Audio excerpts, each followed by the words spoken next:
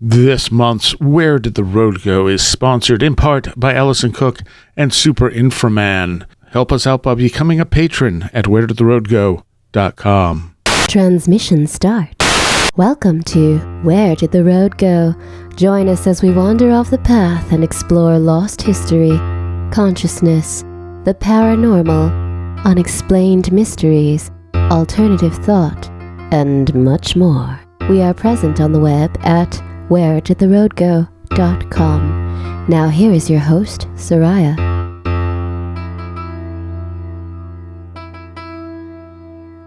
Welcome to this edition of Where Did the Road Go? And tonight I have a special show here, and we're going to be talking to the creator of Believer, a paranormal mystery, and this is Julie Saunders. How are you doing? Hi, I'm good. How are you? All right. And I found your podcast, I think when it was first running. I don't know where I found it, but I thoroughly liked it. And then you didn't do it for a while. Yes. We premiered the first episode on March 3rd of last year, which was like a week before everything shut down for COVID. Right. So just amazing timing. And I thought I was really smart because we had recorded half of the season ahead of time. So I was like, I've got this really long lead time. We're going to be fine. And then all the recording studios shut down. And that was how we were set up to do the podcast. We hadn't been set up to do it remotely. And so, we got to episode 5 and I was out of material and hadn't yet set up a way to get more. So we went on hiatus.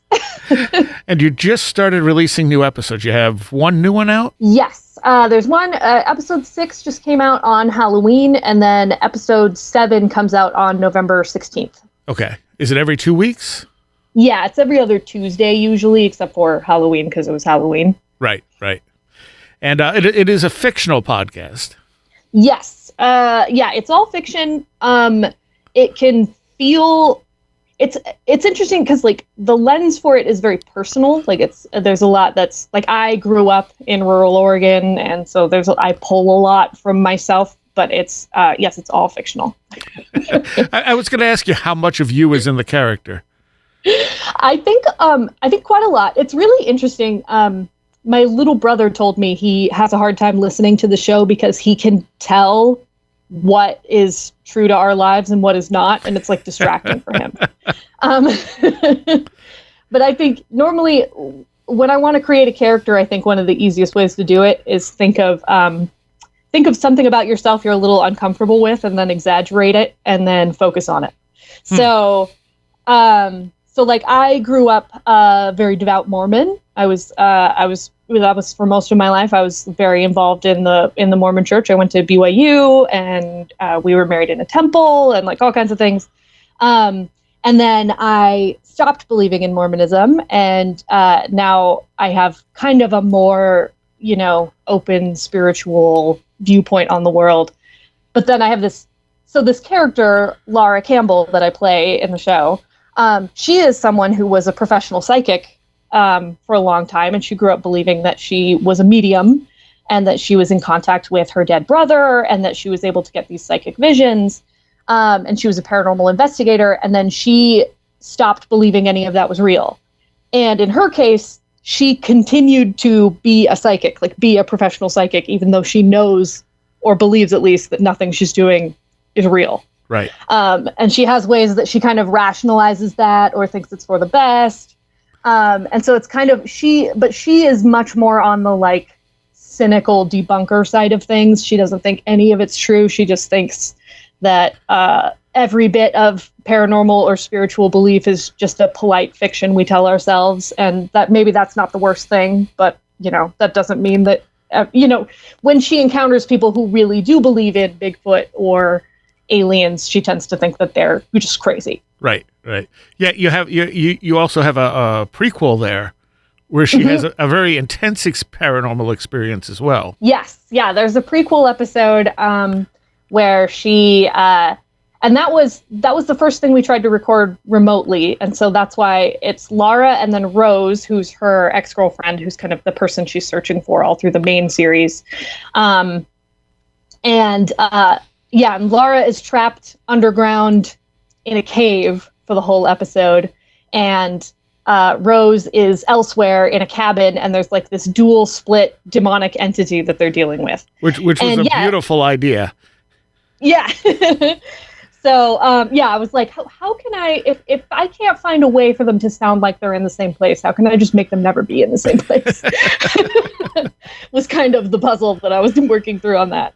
But, and so it is interesting. I do want to address in the show at some point how she has talked her way around that experience, because she definitely, in that prequel episode, she definitely has some pretty direct, I mean, I gave her some outs, like nothing, it's a mechanic in the episode that nothing ever gets recorded correctly. Right. And, and it's all on her side, it's all through instruments and stuff. So she can, she can make a lot of, there are ways around it. Yes. But. Yeah. Yeah. And there are people who will absolutely rationalize away anything weird that happens to them. Yeah. It's really interesting because like, and we talked about this a little bit just before we got on air, but like when you're committed to an idea, and especially when it's central to who you are as a person, you will mold your experiences around it because it's important to you to maintain that vision of who you are. And I think, from the point of view of someone like Lara, she's saying, well, that's what people who think they talk to ghosts are doing. Like they're seeing normal things and they're telling themselves it's ghosts because they need to believe it's ghosts. Right. But it's also easy to look at Lara and say, she's definitely experiencing something here, and she's telling herself it's nothing because she needs it to be nothing. Yes. So it's definitely, it's a mental defense mechanism that can work both ways for sure. And although it's a paranormal podcast, you do throw some subtle humor in here and there. I do. Which I thoroughly enjoy. Yeah, I try to. Part of that's just kind of, it's hard for me to tell a story that doesn't have some kind of jokes and humor in it. Mm-hmm.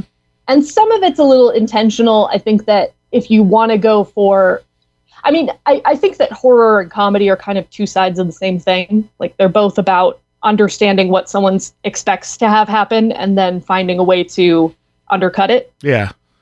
It's a good way to put it. Yeah, but I do think like when you bring some humor into it, it also helps it feel more grounded and real, which in turn can make it scarier if you want it to be scary, or it can make it more sort of accessible. Like when people ask about the genre of the show, I tend to call it kind of horror light. Like, fair. I'm not trying to like mess you up. Right. But it does, it's fun horror. It's like that creepy feeling. Yeah. Yeah. And you took one episode to talk about one of the really weird Bigfoot stories that's out there, like the legitimate story. Yes, I did. There's also, there was one bonus episode where I just basically read an excerpt from one of the earliest Bigfoot encounters. Yeah. Which was interesting. And then also there's the podcast within a podcast episode, which is Squatch Talk. Oh my God, that was beautiful. See, and all of the encounters that the call-in listeners give in that are all based on real Bigfoot encounters that I read about. Oh, okay. I didn't realize that. Yeah. That's cool. The Squatch Talk guy, I mean, you have that personality type down pat with that character.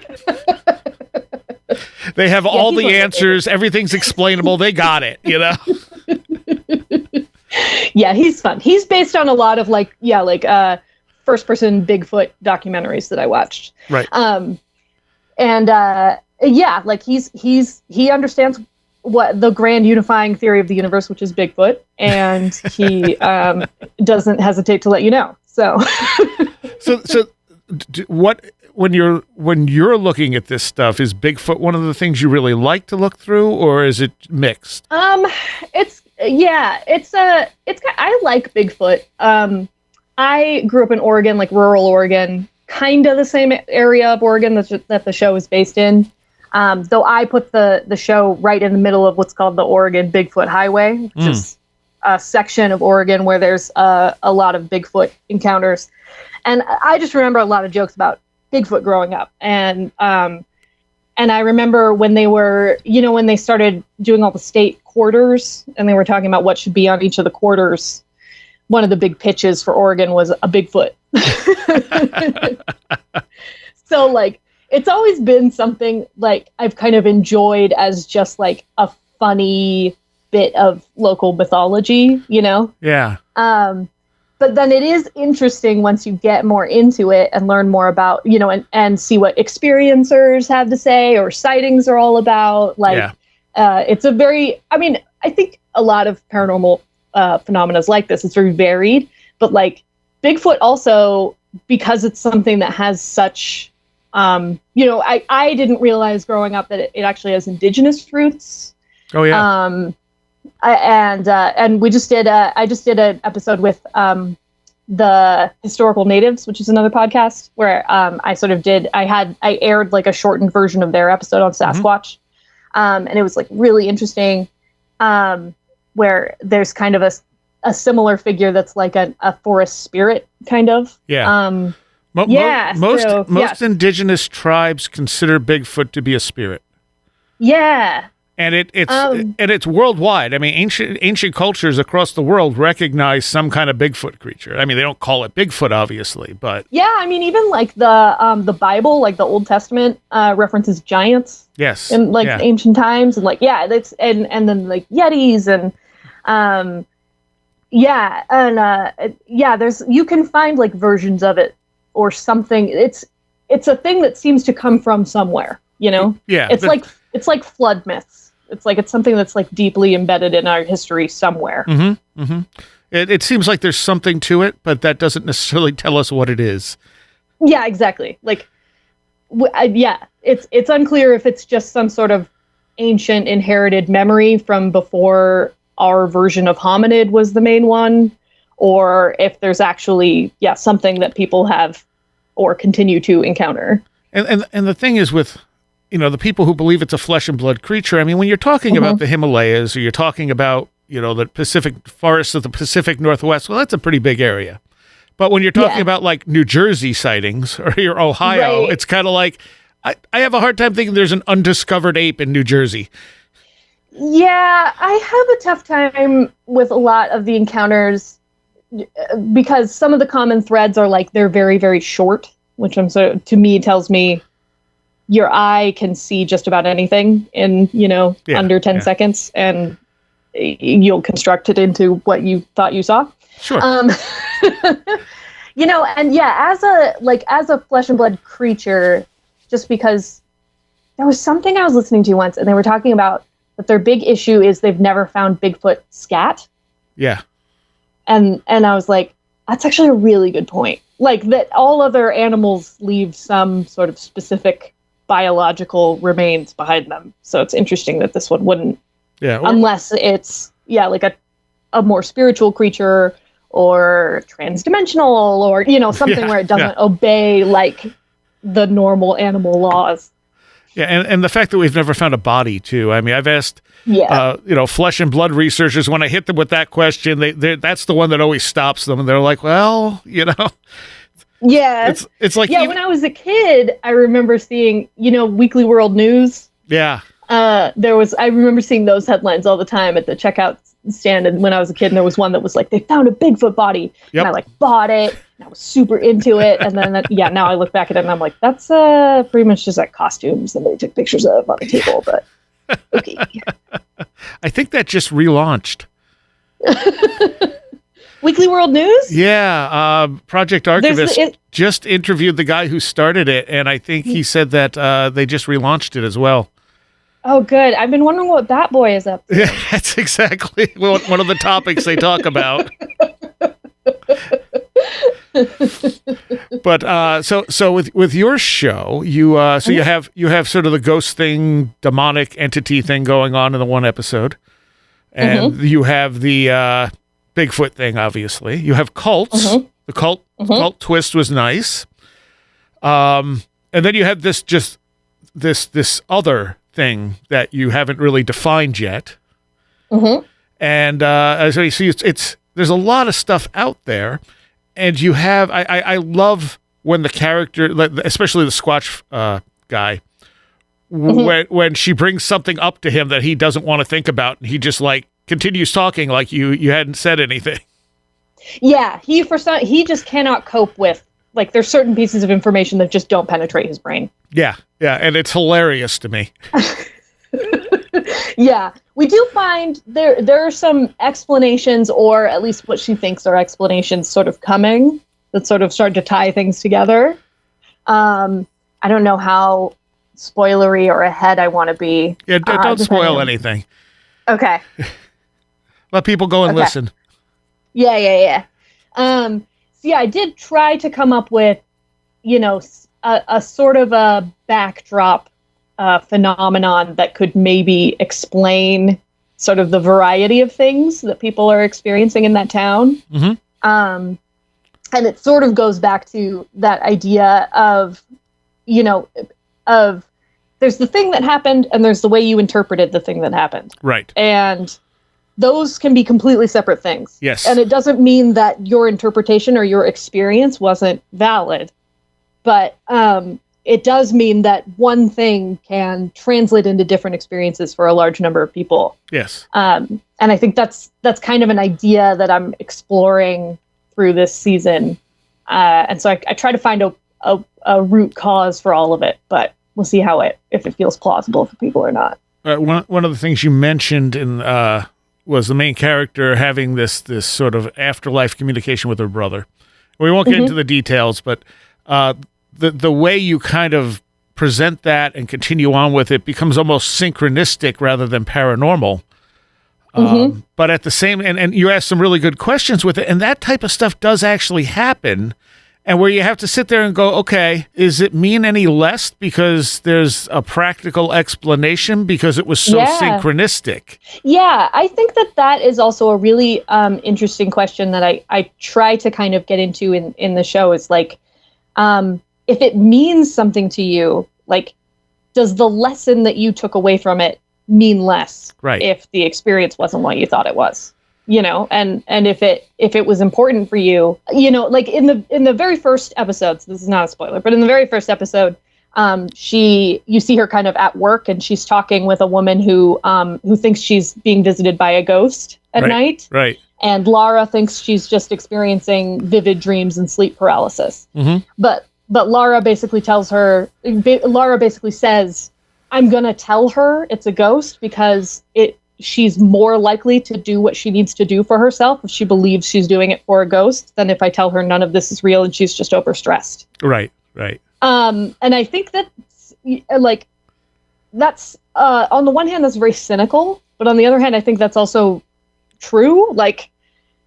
Or it's an interesting thing to kind of grapple with, Yeah, definitely. And that's why I bring up kind of, growing up Mormon, because also quite a bit of the show is influenced by sort of post-Mormon communities that I've been a part of and people talking about, their experiences and how they look at things now.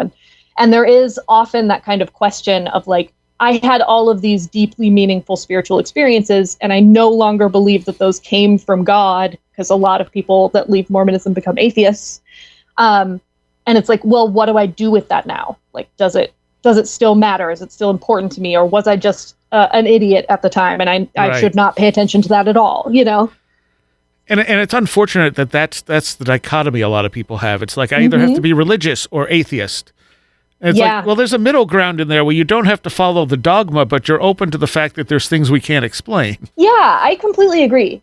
I think you can, I think that there's a certain amount of hubris in believing that either we completely have it all figured out or that we're able to, or that we're able to observe everything that exists and is real and is influencing us all the time.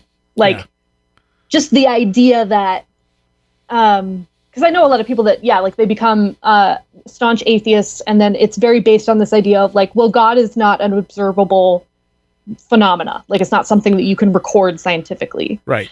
And I'm like, that's totally valid, and it's totally fine to not believe in anything that doesn't, resonate with you. That's all valid. But I also think it's a little silly to think that we know how to measure everything in the universe. Right. Exactly. We have all the answers. We just got to tweak some stuff here and there. Yeah. There are, because there are interesting, are you familiar with the concept of infrasound? Yeah. Yeah, like there are sound waves that we can't hear, we can't register consciously, but they can physically affect us. Yep. Or there are like spectrums of light that we can't perceive, but like birds can, you know? Mm-hmm. And so like, yeah, I don't know why you would count out the idea that there are things out in, you know, existence that we feel the impact of, but we don't necessarily observe. And of course, in the cases of some of this stuff, like the Havana Syndrome, looks like someone learned how to weaponize this infrasound. Yeah, that's crazy.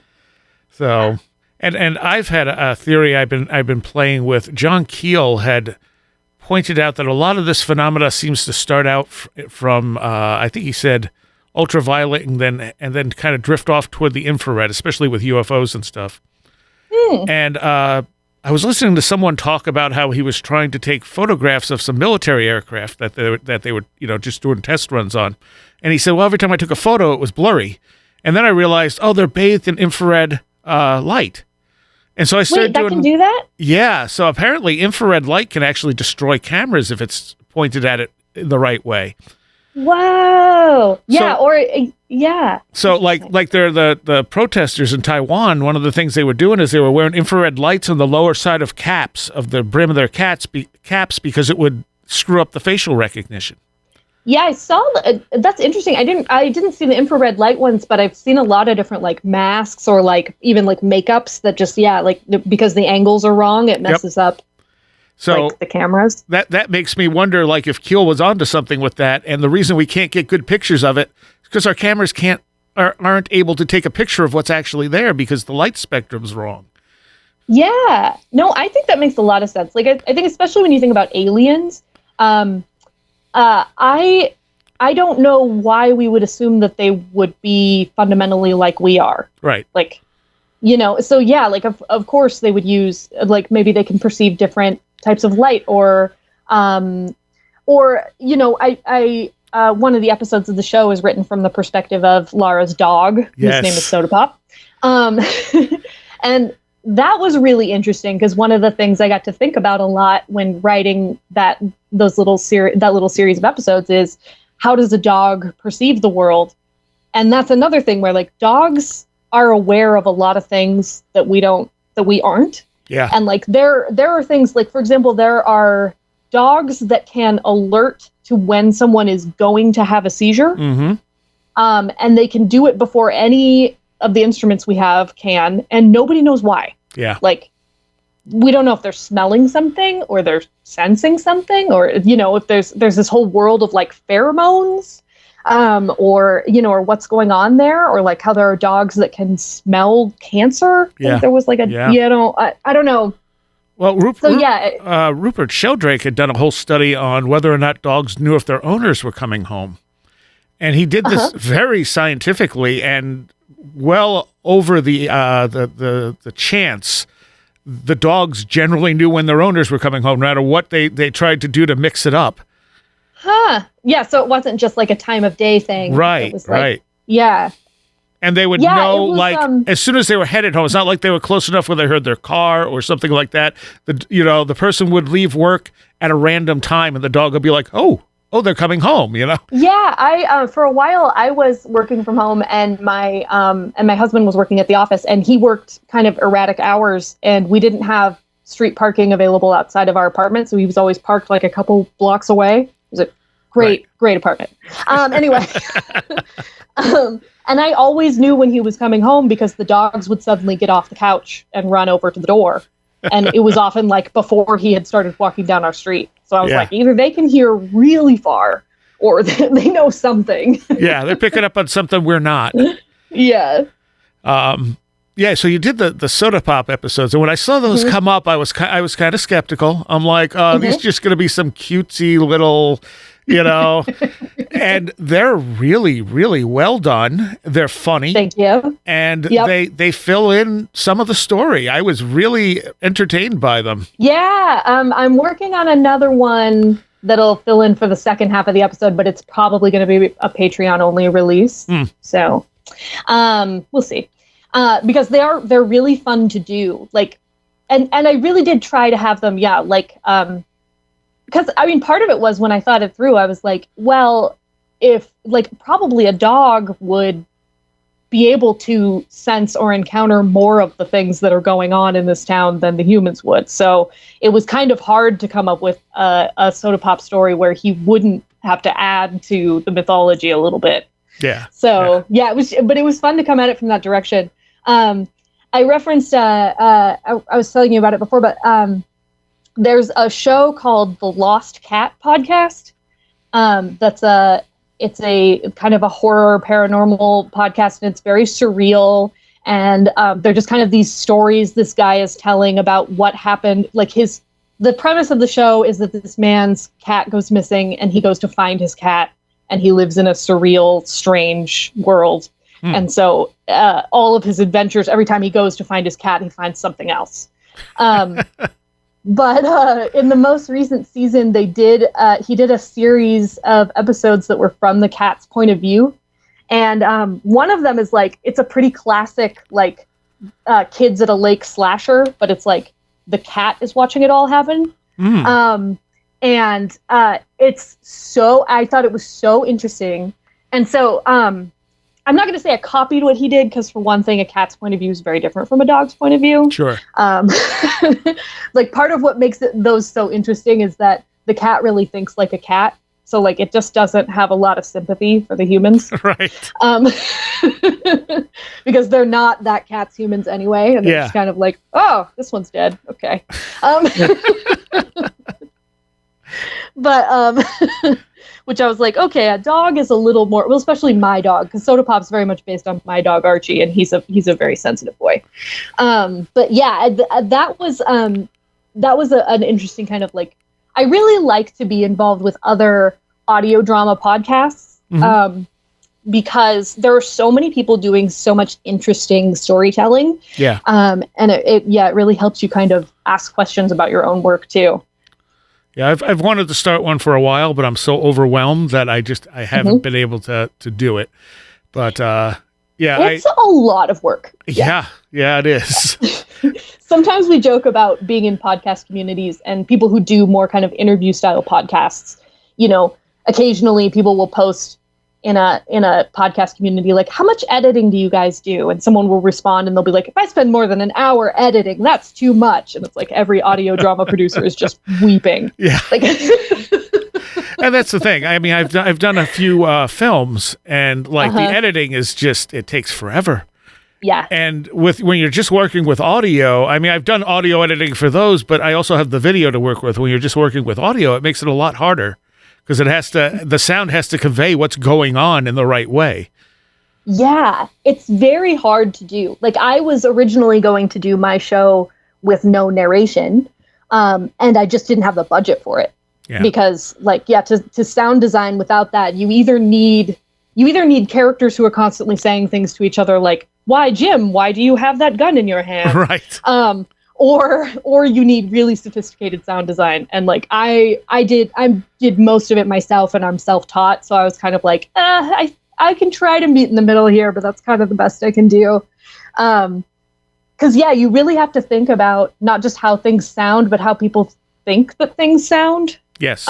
Like my show, Believer, there's a phone mechanic in it where Laura gets voicemail messages every episode that she can't access. Right. And there's just some interesting things with the phone where like for example, there's a voicemail greeting, and then you press a button, and it's like actually most people's voicemails don't work like that, and like you don't you never hear dial tone anymore. Like there's a lot of phone sounds that are just like conventions that you use in TV or in audio storytelling that actually aren't there anymore. There's no hang up sound. Yep. There's no but people, and even when you did, when you do hang up a phone, the thing where a phone hangs up and then there's dial tone is just not how phones have ever worked. Exactly. Yes. But we're all trained to believe that that's the sound of somebody hanging up on you. It's just, it's a form of exposition.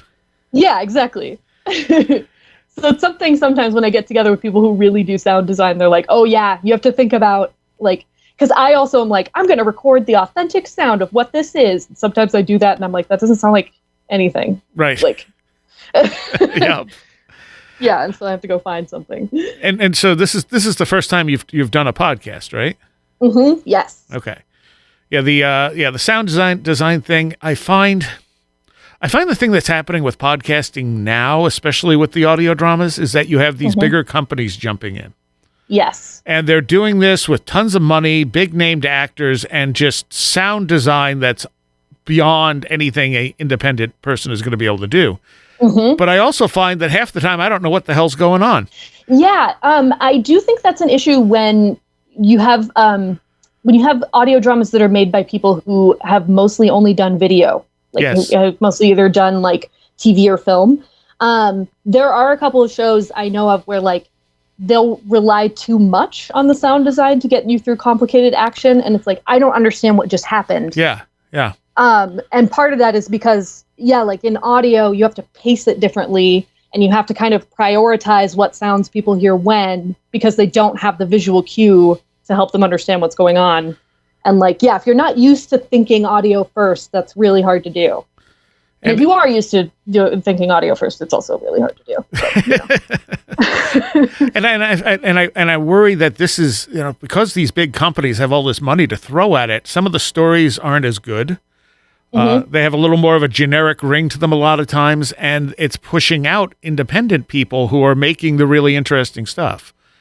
Yeah, part of it is that what people have found is one of the best ways to monetize an audio drama is to pitch it, to turn it into a TV show. Like ever since like Homecoming, and a couple other sort of big audio dramas got adapted. And so the problem is you get these sort of audio dramas where, like it's a proof of concept. It's not a complete story. Yeah. And you can feel it as it goes along. Yeah, I think, and they're trying to appeal to as much of an audience as possible rather than just writing what they want to write. Yeah, I think it's people who sort of come into the form and think they don't need to learn about it first. Yeah. Because it's also, it's a thing in kind of the independent community. People will complain about press releases that come out that say like, we're the first podcast with an all gay cast or something. And it's right. Like, no, like the independent audio drama community is so gay. Like that's definitely been done. It really is. And you chose to make your characters gay. Why did you decide to do that? Well, so I'm bisexual, and so the character actually in this upcoming episode, it's clarified that Lara's pansexual. But like, so that's part of it, was just kind of trying to come at, because part of the genesis for the whole show was because I'm a writer. I've written plays. I have a playwriting background. I've also written a lot of like TV and film scripts. And then I got really into listening to audio dramas, and I was a huge fan of them. And then I realized like, oh, this is something I could make. Like I could like make my own thing. Right. But then I thought, if I'm going to make my own thing, I'm going to make the thing that only I would make, was kind of my thinking. And so that's why I often describe the show as personal. Like it's not autobiographical at all, in that none of the events in it are things that have ever happened to me. But it's very much told through like a personal lens of myself. And so since like I'm a bisexual woman, I was like, okay, well, I can tell a story that is about, a woman who loves another woman. That's like a perspective that I have that maybe another writer doesn't. And then it's based in rural Oregon, which is where I grew up. And it deals with a lot of themes that have kind of, I feel like, been either major themes in my life or just things I'm really interested in. Like, I do a lot of research for the show. Yeah, I noticed. Yeah, and I try to incorporate that where I can. And a lot of that is just me going, here's something I found that I thought was really, really interesting, and I kind of geeked out over, and I decided to use it. So that's why I try to, because just to me, the idea that there's like further reading to do for this show that I like is like really exciting. So yeah. So I try to be like, oh, okay, these elements I pulled from the Fox sisters or the spiritualism movement. A lot of what Lara does is pulled from, the spiritualism movement. Mm-hmm. And then the Bigfoot encounters, I try to tie those, like I do a lot of research and look at what are some real things that happen in Bigfoot encounters. And especially if it's something that makes me go, oh, that's super interesting. I didn't know about that. Yeah. Like, Bigfoot smells really bad. Yes. And I did not know that. But, like, it's consistent across all Bigfoot encounters almost that he smells like sulfur. Yes. So sulfur, Joshua Cutchin wrote a book literally on all the different smells that you get in paranormal encounters. And sulfur across the board. That sounds really interesting. Yes, it really is. And it no one's ever done anything quite like it. And sulfur across the board is the most common smell in all kinds of paranormal experiences. Oh, crazy. That's so interesting. And one of my thoughts is, what if this stuff is here temporarily? Like it creates this form. Maybe it moves in from that infrared realm or whatever. Uh-huh. And as soon as it's here, it starts deteriorating. Oh, so it's like a smell of rot. Yeah. Oh, that's such an interesting theory. See, you say that, and then in my head, I'm like, oh, so I could tell stories where the aliens, where someone encounters an alien and the alien is dying the entire time you're talking to it. Like, that's so interesting, Well, that people look at UFOs and they think aliens, and I don't know. I don't see extraterrestrial as the explanation there. Yeah, for me, for me, what I keep running into is like, why? Like, I believe that there's extraterrestrial life, but I don't know why it would be particularly interested in us. Like, we're just kind of this tiny planet that doesn't interact with anything else. Right. We're super far away. Like, why would you bother? and like you said, why would they be like us? Yeah, I don't think that. I don't know why aliens would be anything like us. And we could have life in the clouds of Jupiter that's intelligent that we don't recognize as life because it's not what we think of, I honestly think that about Venus sometimes. Yes. But yeah. I think that's partly just because Venus's atmosphere is so impenetrable that naturally my brain says, well, that's because it's full of secrets. But fair enough. But yeah, I think like there is very much this thing where we're primed to imagine everything we don't understand through the lens of ourselves. So when we see lights in the sky we don't understand, we think, well, why would I put lights in the sky? Instead of thinking, this is a thing that's completely unlike me. I have no idea why it does what it does. Like, what if it's, like, or even, or maybe saying, why would I put lights in the sky is a good place to start if you believe it's like experimental government spycraft or something. Sure. And I'm sure, especially nowadays, so much of it is. Yeah, that's like the declassified documents and stuff. That's what seems like the most likely explanation to me. Yeah. But there's legitimate weirdness out there too, and has been, again, cross culture all the way back through written history. So there's something to it. Yeah. No, I do believe that there are things that impact us that we don't perceive or understand very well, and that we may be incapable of perceiving or understanding very well. That doesn't mean it's not worth it to try to figure out what they are. But I just think when somebody sees something that seems unexplainable and then they come up with this very straightforward human explanation for it, sometimes I think it's a little easy. Like, aliens are here because they're curious about us. And it's like, well, maybe like curiosity is something that has kind of evolved in us that wouldn't necessarily be in another species. Like, curiosity for its own sake isn't necessarily of value across the universe. And their motivations could be completely foreign to anything we could imagine. Mm-hmm. That's one thing I kind of love about Lovecraftian paranormal storytelling. Yeah. Like, obviously, Lovecraft has a lot of problems, especially around race and xenophobia. Sure. But the thing I always found, I was super intrigued by Lovecraft when I first read his stuff, and it was because he had created like monsters that don't care about humans. Like, you're kind of collateral damage in whatever they have going on. And I feel like you have a touch of Lovecraft influence in the story too. Oh yeah. Mm-hmm. Yeah, I kind of play with, and when I talk about kind of the mythology continuing through the season and sort of, some explanations coming about, I do think that there is an aspect of like things that accidentally impact people. Like, you know, like I'm really interested in that idea of like, like beings or forces that are, I think we're primed to think that anything that interacted with Earth would care about humans. Right. Because we think we're the most important thing on the Earth. When they're really here for the dolphins. Yeah, exactly. Or the that was cats. exposed years ago by famed documentarian Douglas Adams. Right.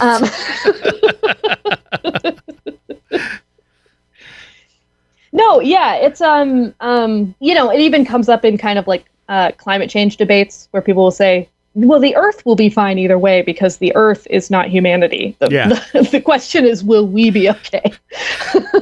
I mean, yeah, short of nuking it, and even then it'll probably recover, but we won't. Yeah, exactly. Like the Earth goes on being a planet almost no matter what happens. Yeah. I mean, it survived asteroid impacts that have wiped out almost everything, and everything came back. And eventually we came to be, but that doesn't mean we'll come back. We'll go the way of the dinosaurs. Exactly. Yeah, I love, oh gosh, I can't remember who said it, but basically that we are the dinosaurs' post-apocalyptic reality. Like, that chickens are what dinosaurs once were. So like if we imagine a far future, you know, like the time machine where there's like the Eloi and the what are they? Are they Morlocks? Yes, Morlocks. Yeah. I always mix it up with MODOK, the Marvel character, and then I can't remember which one's right. Anyway, that like that's what we are to dinosaurs. And I'm like, yeah, that's a good point. Huh. But yeah, I say life finds a way. It's not necessarily your life. Exactly. And that's the thing. We find more and more extreme files out there that exist in places on Earth that we didn't think anything could live. And it's like, and so now why don't we not make assumptions that the rest of the solar system is lifeless, you know? Yeah. I mean, we still don't understand what's in the ocean. Right. Entirely. Right. I find sea creatures terrifying. But you can see how a lot of like the scarier aliens are basically like in the ocean. Like, you know, like those same creatures. I don't know. One year on Facebook, I gave away to my friends, like, I was like, this is my Christmas gift. Like, if you like this post, I'll either tell you an animal fact or a scary story. And like the thing that got the most reaction was I just posted a description of a giant squid, and people were like, that is terrifying. Yep. And like yeah. That was something that they said did not exist, could not exist, and then we found it. Exactly. No, I have kind of a half joking sort of ongoing conspiracy theory about like one reason climate change is bad is because it's going to unfreeze a lot of stuff that should have stayed frozen. That's true. And they have found like, you know, weird bacteria under the Antarctic ice and all kinds of stuff. So. Yeah. And not to mention all the methane. Yes. Good point. So from every perspective, the warming of the climate is not necessarily a good thing. Yeah. That's interesting. Okay, so I'm going to ask you a question. So you have a paranormal podcast, but we just spent some time talking through how a lot of common paranormal phenomena you don't necessarily believe in. So what's your kind of what's your viewpoint? What are you looking for? Well, I believe people have these experiences. So just because someone had an experience they thought was alien, I will take them. You know, I'm not going to tell someone, no, you're wrong, because that's not what I'm here for. I mean, I would rather. Even if someone, okay, so the way I approach it is if someone tells me about their experience, I'm not going to tell them they're right or wrong about what they're experiencing. I may make some suggestions. But also, you know, you never know if someone's lying. I'm going to assume most people are probably not lying. And I would rather believe someone who's lying than not believe someone who's telling the truth. Because usually when people have these experiences, they want to talk to someone about them. Yeah. So if they get a lot of disbelief, they kind of bury it, and it just kind of festers. And because some of these things are pretty traumatic. I don't know what's going on, but there seems to be a web of stuff that's just kind of interconnected. Like there are common factors like lights If you see a light in a house, it becomes a ghost. You see a light in the sky, it's an alien. You see a light in the woods, it's a will-o-wisp, it's a Bigfoot or whatever. But lights are one of the most common things you see, along with electrical phenomena. Poltergeist phenomena flows through all of this. And people are a key factor in this. I don't think this necessarily happens without people there to experience it. So you think, in other words, you think the phenomena is behaving for the people? It's interacting with us in some way, yeah. I don't think people see Bigfoot randomly. I think it's almost like theater. Oh, interesting. That's a really interesting idea. Yeah, I kind of agree, like, generally speaking, like, you know, I love to read people's experiences or hear them. I was recently at the UFO Festival that Hotel Oregon puts on, because that's in McMinnville, Oregon, which is also where I grew up. Because that town is actually, there was the McMinnville UFO photos, like a lot, that sort of classic grainy black and white flying saucer that was taken near my hometown. So, so growing up, we had this UFO festival every year, which when I was a kid, I just knew there was a parade and a costume party, but there actually are like experiencers and paranormal experts and stuff who come and lecture. And so this last year was actually my first year going to the lectures. And I was really struck by, kind of like the common threads, but also like the breadth of experiences and also how kind of spiritual it was for so many people. Yeah. I almost wonder, and I've said this numerous times, but like I wonder if, especially the UFO phenomena in particular, is sort of what would have been interpreted in different cultures as a shamanic awakening. Yeah. Because especially especially if you add in, like, there's a lot of theories around early people's use of psychedelics and stuff. Well, I was just going to say, because in those psychedelic type of experiences, you get the grays, you know. You see them in cave paintings that shamans have made, that it's, and if you don't fight it, you know, if you try to work with what's happening to you, it seems those people come out of it different people.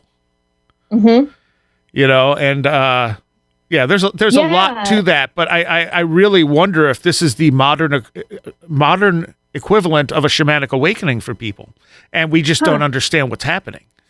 We have no architecture there to handle that. Yeah, because it almost feels to me, or some of the time, it almost felt to me like either something really traumatic had happened, and you know, they didn't have a way of understanding it, or this was how they understood it, or people would speak about it in kind of the almost like a non-religious spiritual.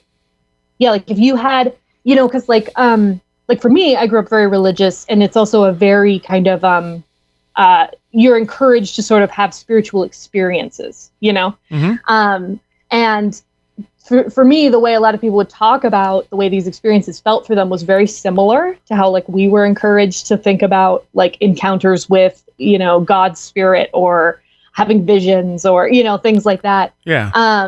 And so, I think part of the issue is that, especially like in the US, we don't really have a framework for thinking about spirituality outside of like a couple of mainstream monotheistic traditions, you know? Exactly. And so if something happens outside of that, you don't have another framework to jump to, you know? Have you had any paranormal experiences in your life? Not really any that come to mind. I've had those kind of intuitive, I've felt like spiritual sense of connection to things. Sure. And, you know, and that kind of thing. Like, I feel like I have a strong sort of spiritual sense, or like sixth sense in a way, but I've never like seen manifestations of anything. And no Bigfoot. No Bigfoot, unfortunately. Would love to meet Bigfoot. Aside from the smell. Yes. Yeah. Well, now that I know that it smells bad, it's a little different. But no, yeah, I just, I'm very interested in why people believe the things they do and why they interpret things the way that they do. Yeah. And like, you know, and sometimes when people talk about especially childhood experiences, I find that very interesting, because I had what I now identify as childhood anxiety. I've had anxiety my whole life. But it's like now I look back on some things that happened to me when I was a kid and I was like, oh, I was having a panic attack, but I didn't know what that was. Right. And so, and so obviously I would reach for whatever other resources I had. Like I was like, well, the world is spinning wrong. No, that can't be what's happening. Maybe there's a demon. No, I don't really believe in those. No, maybe it's, you know what I mean? And I think especially for children, like I think that anytime something happens that's outside your ability to understand it or to tell yourself a story about it, you're gonna just look for whatever's available. And sometimes I think that that's what's happening is like sort of across the board, we all have experiences that are outside our ability to rationalize them. And so we just find whatever story fits the best and we put that around it and we say, okay, great. I have a story for this now. It makes sense in my life. I know what to do with it. Right. Right. And that's true. That's true. I mean, and then there are the people who just have the really weird experiences and you go, okay, that's weird. Yeah. There are some people, there are some experiences where it's like, I'm the same as you. I don't like to believe people are lying. And most often I don't think they are. I think if anything, maybe they've kind of lied to themselves for a while and built something up into something it wasn't. But like, at the same time, you do have people who have these experiences where they're like, no, I saw a gray, I picked it up. Right, and and I'm sort of like, I don't know what that was. Like, and it's hard for me to believe that really happened. But you also seem very sincere, so something happened. Right. And there's plenty of cases where there's physical traces that can't be easily explained away. That's true. There was one case, and I can never remember where it is, where these people saw this light come down into the woods right behind their house. This was like in the 60s or so. And they went out, and whatever it was, I think they saw a ball of light, and it took off into the sky, but it left a burn mark on the ground. And the mother reached out and touched the burn mark, and her entire arm went numb, and she never regained feeling in it. Oh wow! And nothing ever grew on that circular burn mark again. Interesting. And I think they had the soil analyzed, and whatever happened changed the soil in such a way that it just nothing can grow in it. Yeah, that's very interesting. So, I mean, something was there. It doesn't mean it was extraterrestrial, but it's something we don't understand because we don't know anything that can do that. Yeah. And so, like whether it was experimental equipment or it was, like just another type of being or that's so interesting.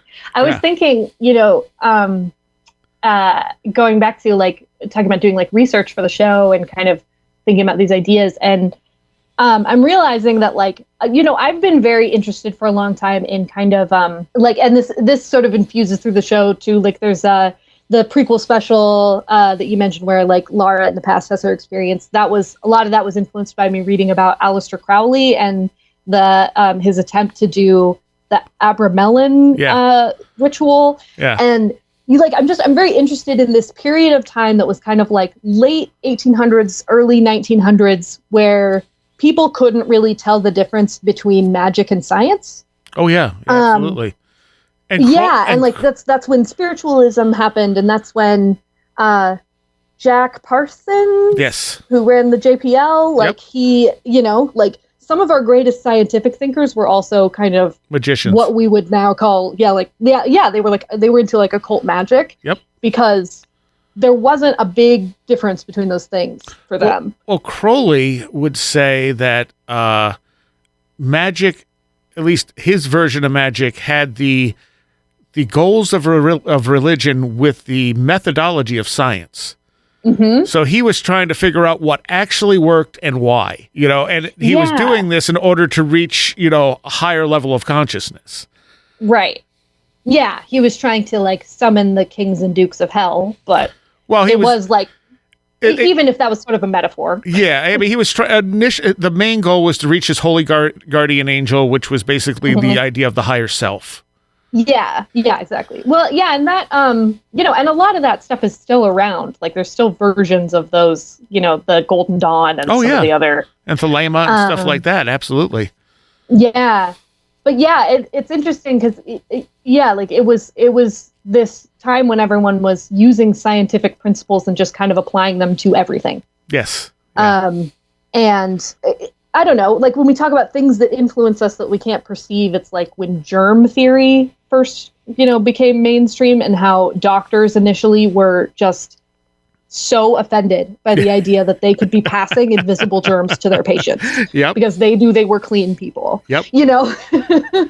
And like, yeah, and how like it even once there was evidence that it worked, it took a couple of decades to finally get hand washing adopted as a practice for doctors. Yeah. And so it's an interesting kind of time period. And I think part of the reason I'm so interested in like phenomena from that time period is because it knocks down what I think is sometimes kind of a false dichotomy, Yeah. Yeah. Where there doesn't need to be a full separation between these things. Mm-hmm.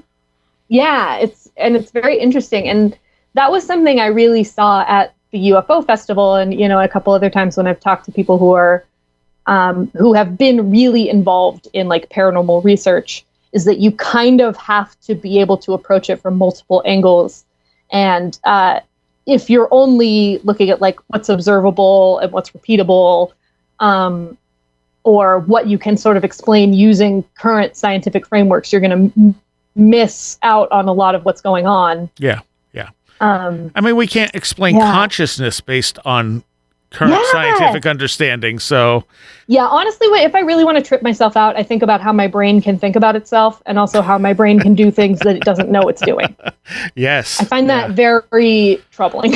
Well, just consider dreams. I mean, there may be a lot of different types of dreams, but at some level, that's all coming from your brain. I mean, maybe you're interacting with an other here and there, but for the most part, those complex stories that are playing out in this weird way are all coming from you without you having any control of that whatsoever. Yeah, or like she mentions this in the show, talking about the synchronicity and the interactions with her brother. Yeah, that like, when you remember something, you change the memory every time. Yes. Like you never remember something the same way twice. There's a fascinating book called The Invisible Gorilla, and it's all about how we perceive the world. And it started with an experiment they did. You may have seen it. It was fairly viral at one point, where they had a bunch of basketball players. You were supposed to count how many times they passed the ball. And while you were doing this, a guy in a gorilla suit comes out, dances in the middle of the screen, and walks off. And I remember this. Yeah, and 50% of the people watching that video in the control test did not see the guy in the gorilla suit because they were focused on the ball. Yeah.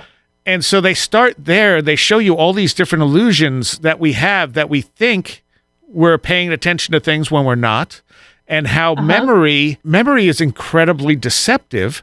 Because not only does it rewrite itself, but memory is made up of what really happened, how we interpreted what happened, and what our emotions impacted, how our emotions impacted what happened. Yeah. And then we keep rewriting it after that, because we keep thinking back on it and then looking at it slightly differently as we get older. Yeah, it's so interesting to look back at, especially like an old memory or a childhood memory, and try to tease out what's real and what isn't. Yeah. Yeah. I had a memory from my childhood where I remembered taking a ride on an elephant, and I had assumed I made up the whole thing because, like, why was there an elephant in like a small town in Oregon? And I mentioned that to my parents the last time I was home, and they said, "No, you did." And I was like, "What?" And I guess like a carnival or a circus had come through town and set up next to like the drugstore. And one time my dad was taking me shopping, and there was a thing that was offering elephant rides, and he said, "Hey, you want to ride an elephant?" And I did. And it's so bizarre that like I assumed it never really happened. Yeah. But even now that I know it did happen, I know my memory of it isn't accurate, because I remember the elephant being like, like looking down and my father looking tiny, Yeah. Absolutely. like it was stories high or something, because I was 5 years old. And so so I think sometimes, when I hear stories from like people who've experienced things, especially as children, I often think about the time I rode the elephant. Yeah. So I'm like, something really bizarre did actually happen. But also the way I remember it is not quite right. Yeah. Yeah. I think I rode an elephant when I was a kid. Oh, really? You said that, and suddenly I'm like, I kind of remember riding an elephant. And I'm sure it was the same type of situation where it was just a fair. Yeah, because those used to be more common. Oh, yeah. Back before we understood that elephants are traumatized by that lifestyle. Right. And very smart animals. Yeah, elephants are amazing. Yeah. Elephants are another good example of an animal that does things and we don't always understand why. Like, when they find that elephants will pass information through generations. Yes. Yeah. They'll go to watering holes that have been dry for longer than they've been alive, but they still know where it is. And so when it rains and it fills back up with water, the elephants go back. And people are like, how did they know? It's I don't know. Because they probably talk to each other. Yeah, well, almost certainly. And, they have, not everything senses things the same way we do. We expect everything to have the same limited senses we do, and they don't. Yeah, I thought that was a really interesting point in the beginning of, I read some Reza Aslan books, and I think it's in God, A Human History. He kind of talks about how anthropomorphizing things is an evolutionary adaptation that we have. But how as humans, we have a tendency to think that everything that we see is just a different version of us. Right. And I think that is, to me, that's sort of key to understanding sort of the stories that we tell ourselves about paranormal phenomena, is our natural tendency is going to be to assume that that the ghost is exactly like a living person, or that the orbs are just little bright people. Yes. Or, Bigfoot's just a big hairy human. And then same thing with aliens. They're just us, but they look funny. Right. And I mean, any of these things could be true because we don't actually know the answer. It's very true. And so maybe our version of consciousness is the version of consciousness, but we also don't know. Right. We're running a very limited processor. Yeah. We're running a Windows 95 computer in 2025 or something. Yeah. Exactly. And the cats or the dogs have the special smell attachment, and Yeah, we're razor flip phones in a world of iPhones. Or something. Right. all these other animals have these super sharp senses and can get all this information out of stuff that we're just like, what's that? Ah, well. Yeah, exactly. Like when I walk my dogs and I'm like, why are you smelling that spot again? You smell it every time. It can't be different. But I'm sure they're like, why are you opening Twitter again? It can't have changed from last time. Right. So. Or just, why do you keep looking at that box? Yeah. Is that another very pet? Troubled by the amount of time I spend staring at computers, for sure. And I think we only talked about this off air. You weren't initially going to have a dog in the show. I was not. But it started as a joke. A lot of things around the Soda Pop, the dog character, started that way. But I have 2 dogs and 2 cats, and one of my dogs is very, very clingy. And so when I realized I was going to have to play the lead character, because that was largely a logistical decision, because I don't charge myself anything and I have a perfectly compatible schedule with myself. And then I thought, when I was first setting up all my sound equipment, I was like, well, I'm going to have to account for the sound of a dog in every single scene because this dog does not leave me alone. And then I thought, wait, what if there really was a dog in it? So I have this portable mic, and I will just spend some time on different days just following my dog around now, trying to get different sounds. And I wonder what the dog thinks you're doing. Yeah, he's very confused because he knows he usually gets in trouble for barking. Yeah, I tried to do a video of him doing his barking command on camera for Diwali, because we actually have a very large listenership in India, which I find very interesting. I'm always interested that people relate to the show just because, like I said, I feel like it's so personal and specific. Yeah. But outside the U.S., our largest listenership is in India. And I've heard from a couple of different fans in India that they really love the show, or they want to talk to me about what I think the paranormal is or what their experiences are like, which was really interesting. Anyway, so I was trying to do this Diwali video, and he wouldn't bark, and he just kept being really stressed out. And it was because he knows he gets in trouble for barking. And yeah, the problem is when he sees the microphone, he's like, "Oh, you do I eat it? Like, what is that?" Right. Yeah, and he's and part of the problem is like also as we get later into the season, Soda Pop gets into more perilous situations, and how do I ethically get my dog to sound like a dog who is in crisis without putting him in crisis? Right. And so there's the closest we've gotten is we gave the other dog his favorite toy and then recorded the sound he made. There's some of that. Or his most emotionally complex relationship is with our mail delivery man, because he loves him when he sees him on the street, but he doesn't like him when he sees him at the door. So I've recorded some emotionally charged barking.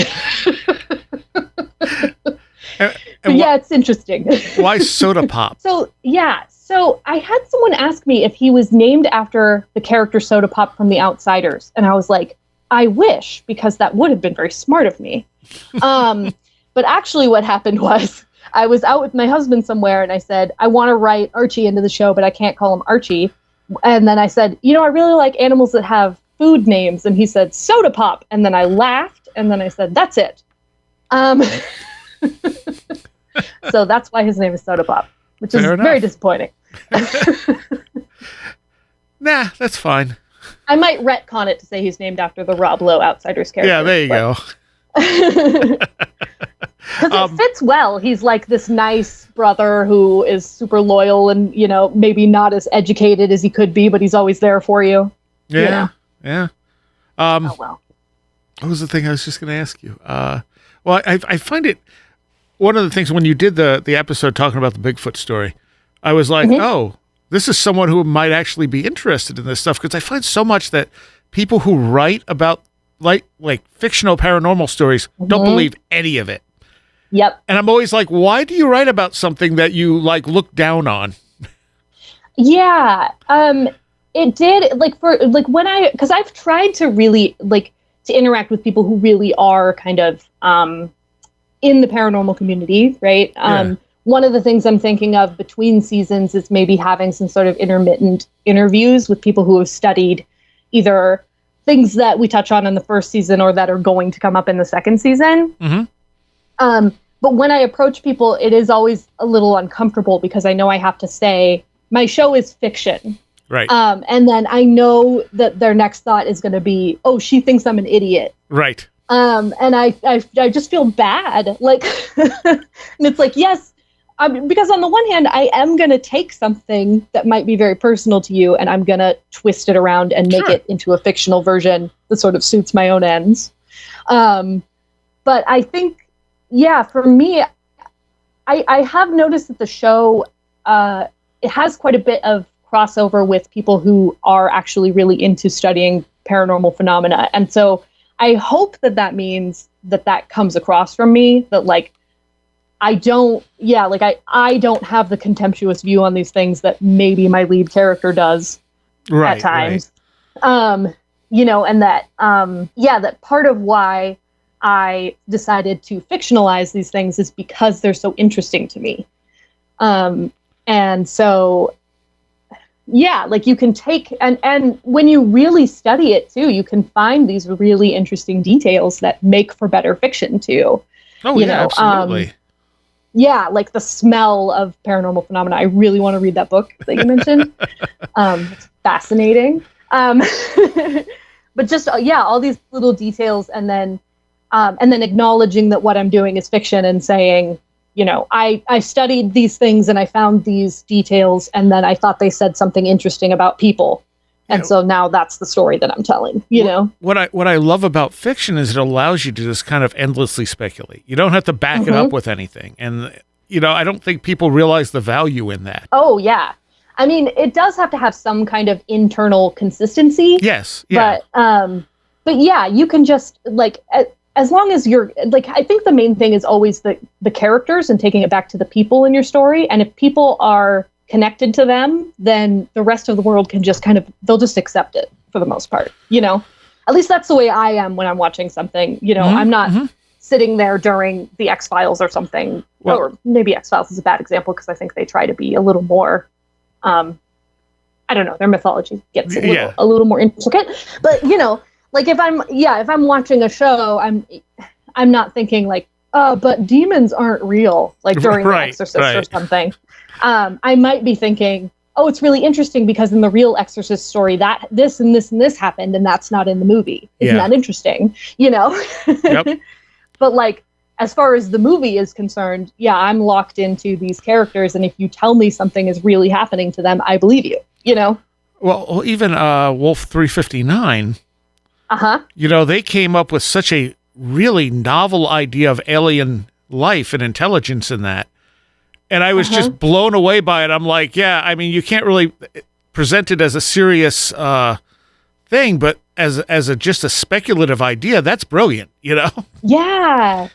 Yeah. And I think, that's what's great about fiction is you can just, like you said, you don't have to say, you don't have to defend it in the same way.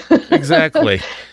The guy who wrote the John Dies at the End books, David Wong, which I loved the 3 books, and I think it's at the end of the 3rd one. It might be in the other 2, but at the end of the 3rd one, he goes on this little rant about how do not send him paranormal stories because none of this stuff is real, and if you think you've had a paranormal experience, you're mentally ill and go seek help. And I was just like, what the hell is wrong with you, Yeah. I mean, to me, that sounds like someone who got really tired of hearing a lot of paranormal stories from people who were clearly experiencing mental illness. But True. But I highly doubt... that is definitely a thing. Yes.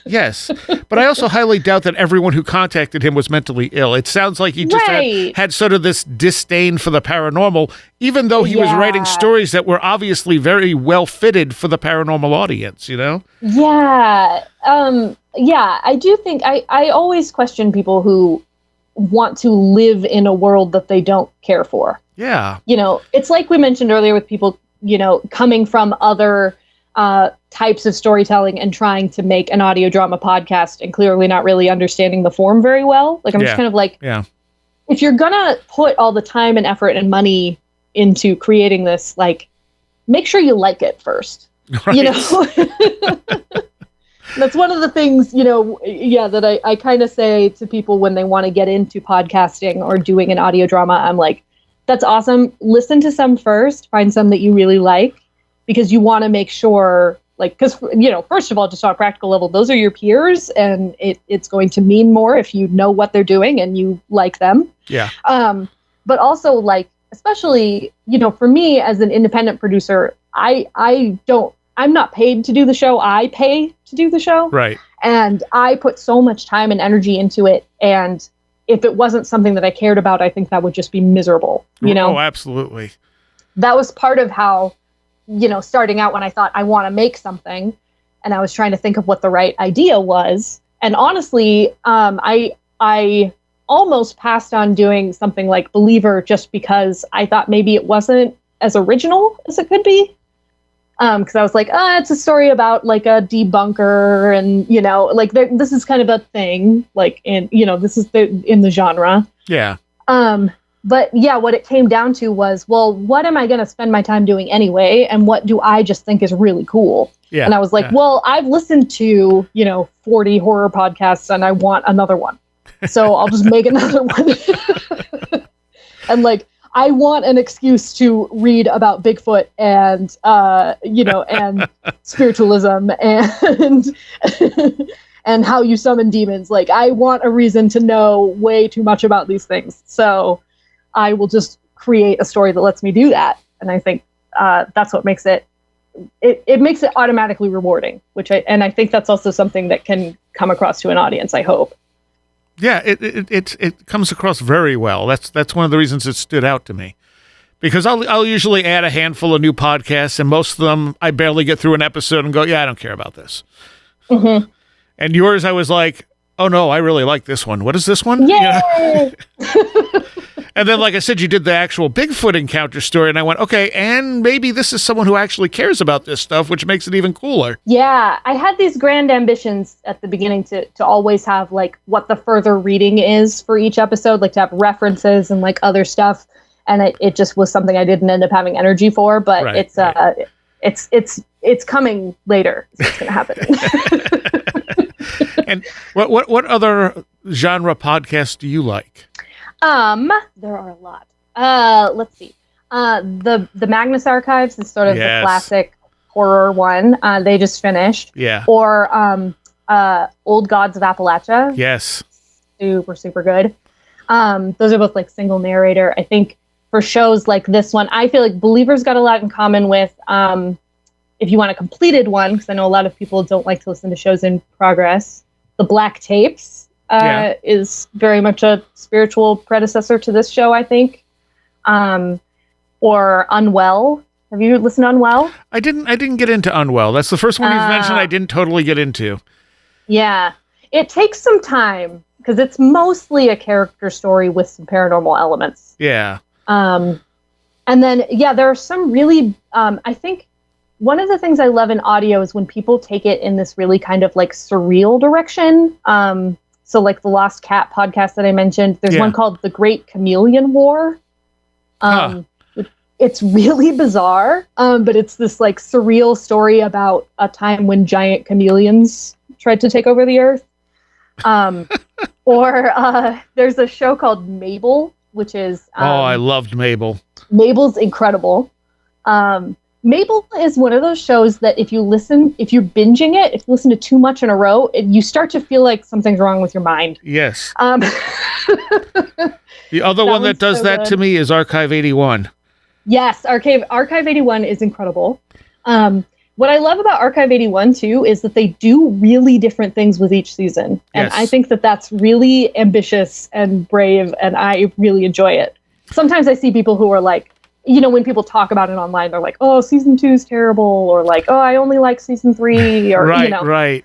And I listened to season 1 and liked it, and started season 2 and didn't like it because it was so different, and then left it for like, I don't know, a year maybe, and then came back and said, should I keep it? You know what? I'm going to give it another shot. And then I listened to it, not having just listened to the first season, was like, oh, this is amazing.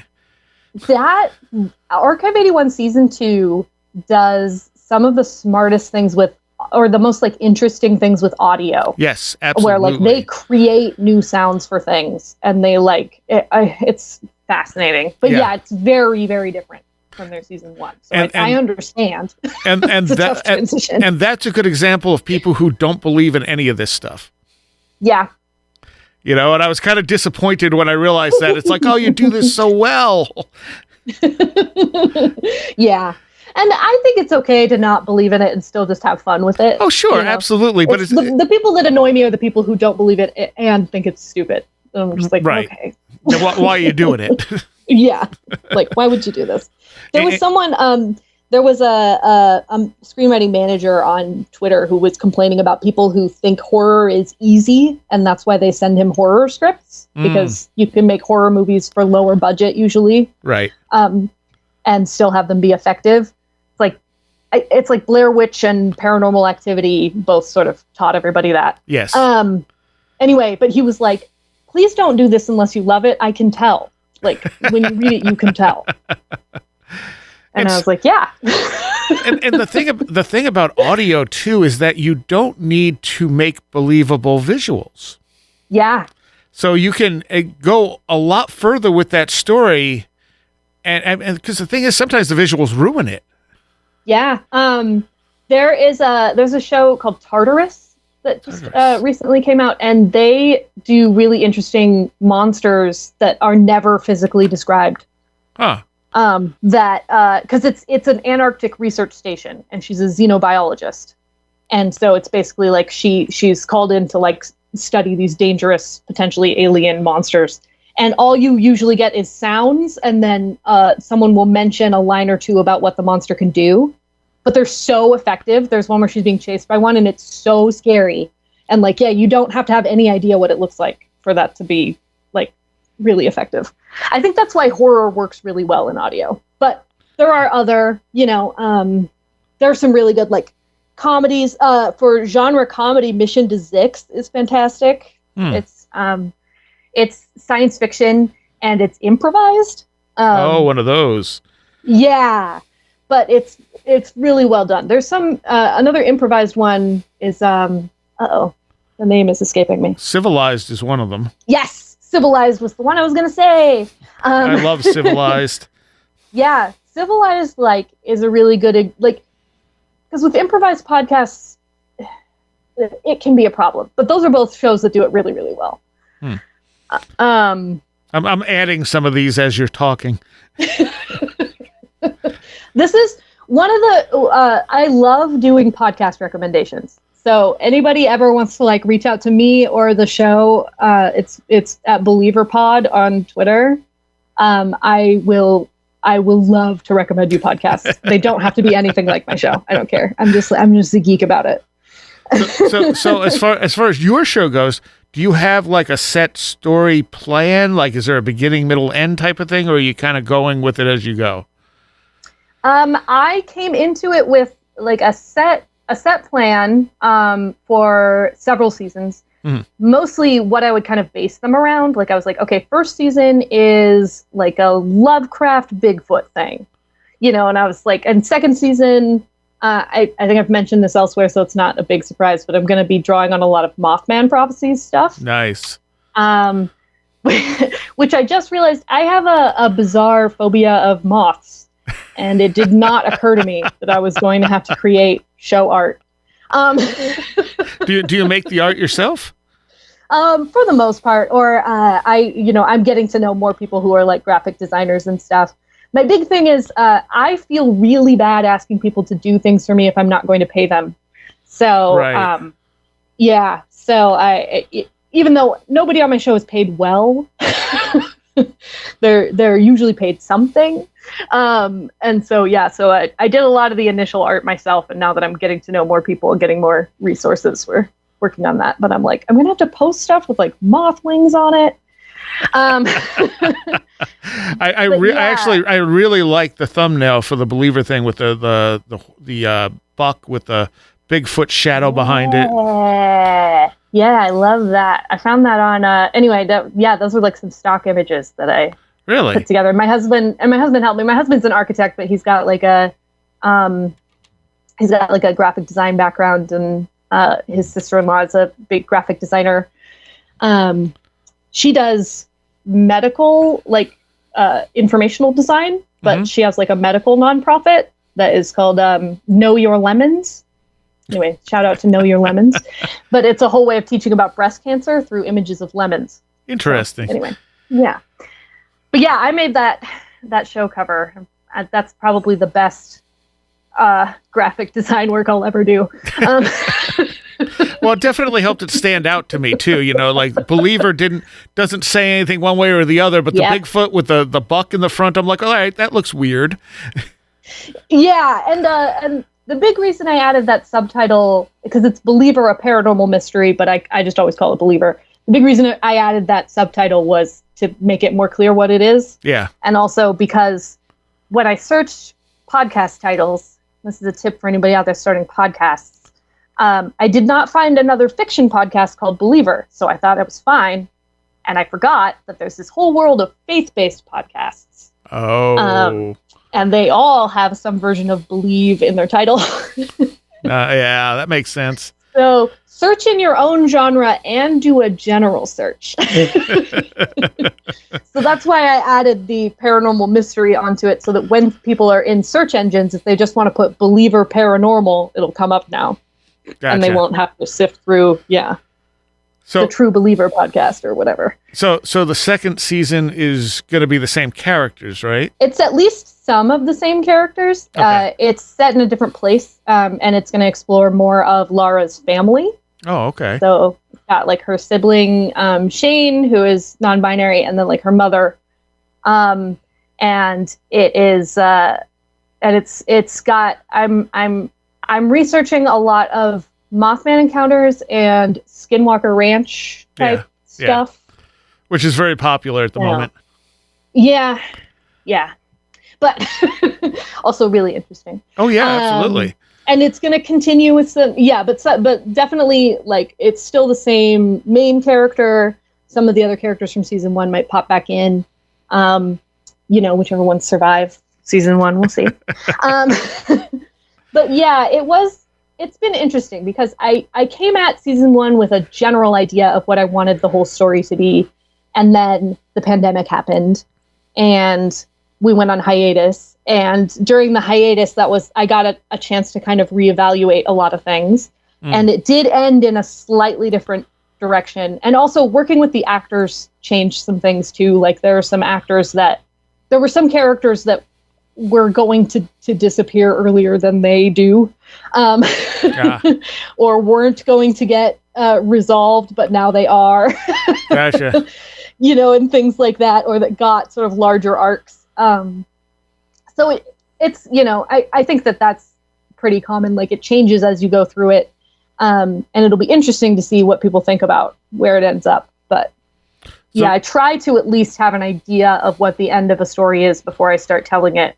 Cool. I think that's the failing, I think, with the like the black tapes and all the Public Radio Alliance stuff is that they do great atmosphere, but the stories are really interesting, and then they just don't have good endings. Yeah, and I know for some of them that's, because I'm somewhat familiar with like Paul Bay and Terry Miles, and I know some of that's outside their control, because some of that had to do with, especially for the black tapes, I know there were some issues with like, just like everybody's availability.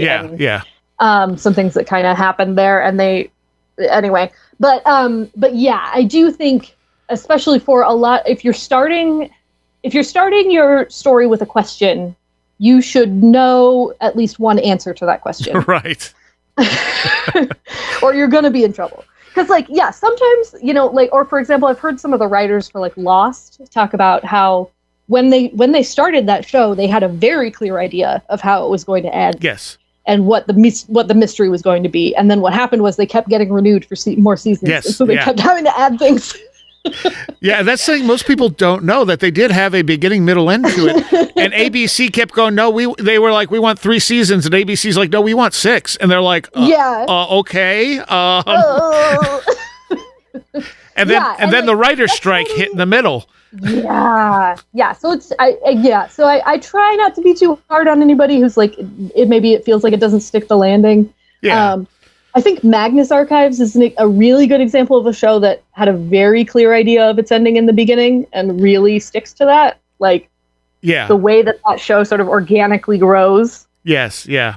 But I didn't expect it to have such an arc to it. I thought it was just that they were using that just to tell different stories, and then you start seeing it come together, and it's like, okay, that's interesting. I don't know if they fully planned it from the start, but it had to be fairly early on that they figure out that arc. Same with Wolf 359, because it starts off very comedic.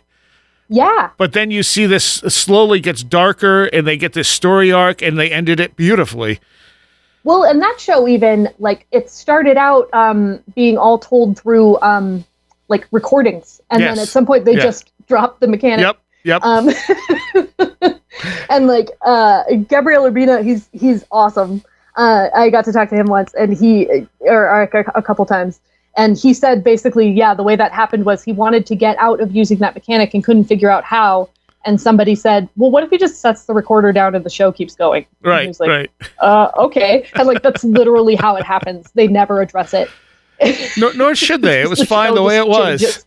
Yeah. And it's like, that's fine. We're along for the ride.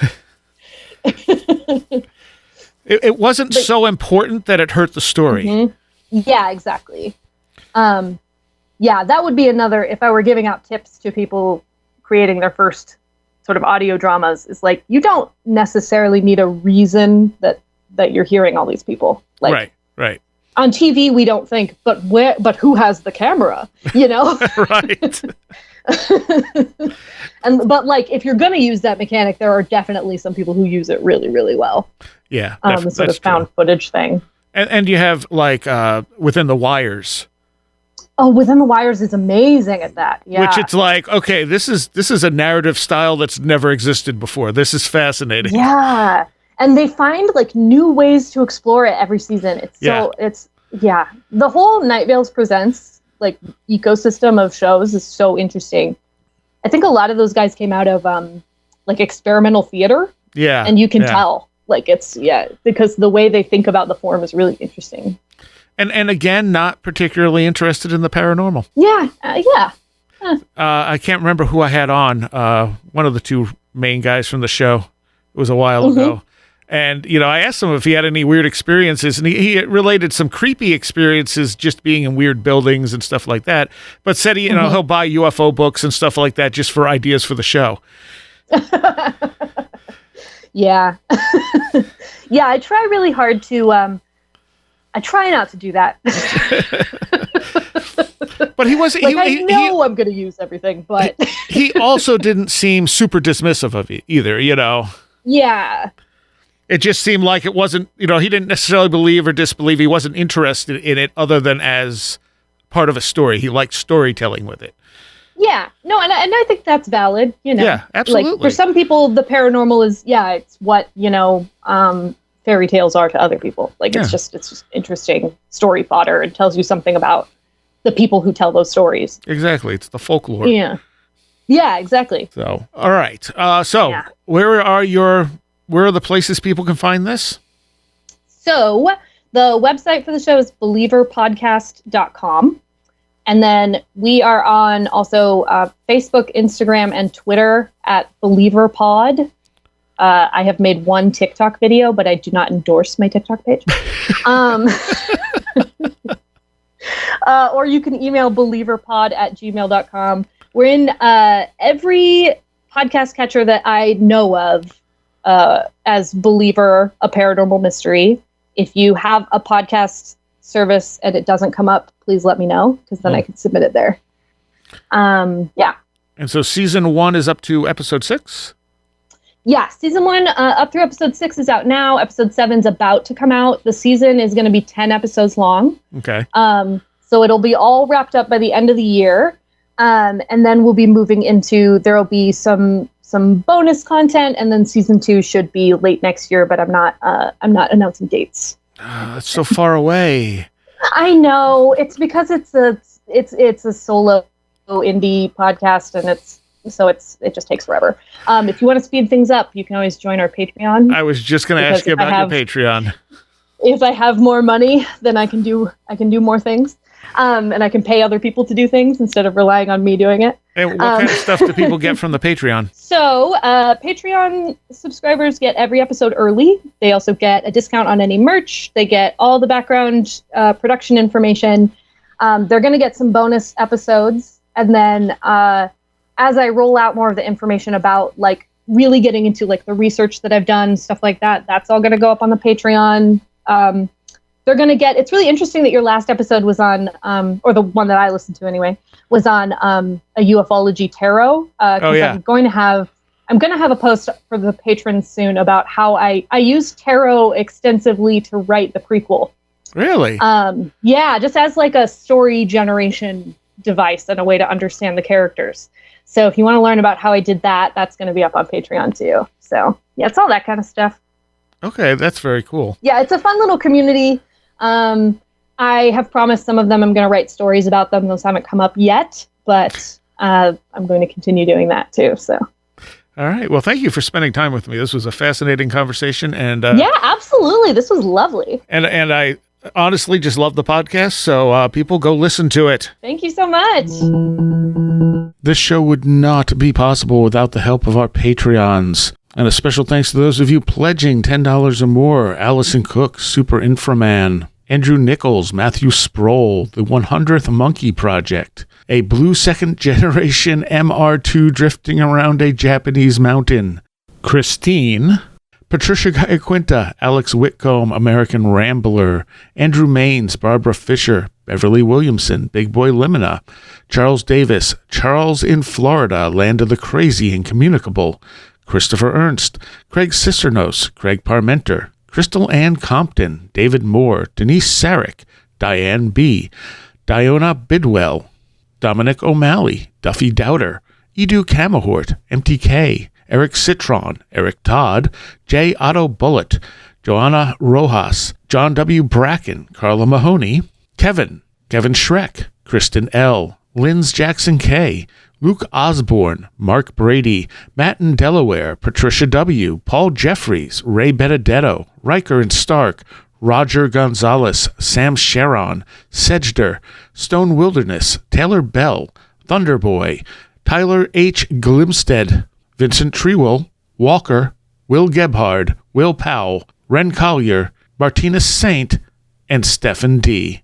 Thank you all so very, very much. You have been listening to Where Did the Road Go?